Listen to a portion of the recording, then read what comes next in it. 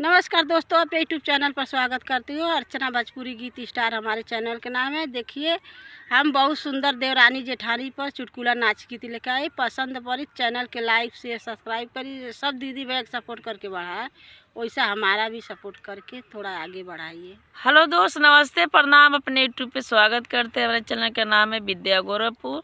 देखिए, उस पर भी चैनल पर जा रहा है नाच गीत अच्छा आप लोग के सर्च मार के देखिए। आप लोग का अच्छा लगेगा गीत तो लाइक सब्सक्राइब करना, कमेंट जरूर करना। हमारे चैनल का नाम है विद्या गोरखपुर। सुनिए आप लोग नाच गीत।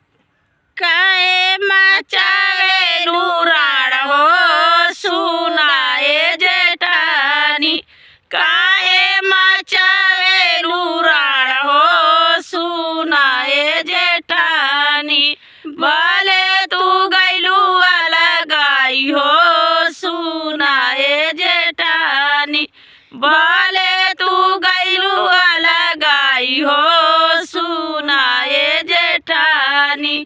जतवा तू लियालू अखरी तू लियालू, जतवा तू लियालू अखरी तू लियालू, मुसरा तू लियालू चोराई हो सुनाए जेठानी, मुसरा तू लियालू चोराई हो सुनाए जेठानी, बाहे मचावे लूराड़ हो सुनाए जेठानी, काहे मचावे लूराड़ हो सुनाए जेठानी, भले तू गैलू अलगाई हो सुनाए जेठानी, भले तू गैलू अलगाई हो सुनाए जेठानी, हंडा तू लियालू बटुला तू लियालू, हंडा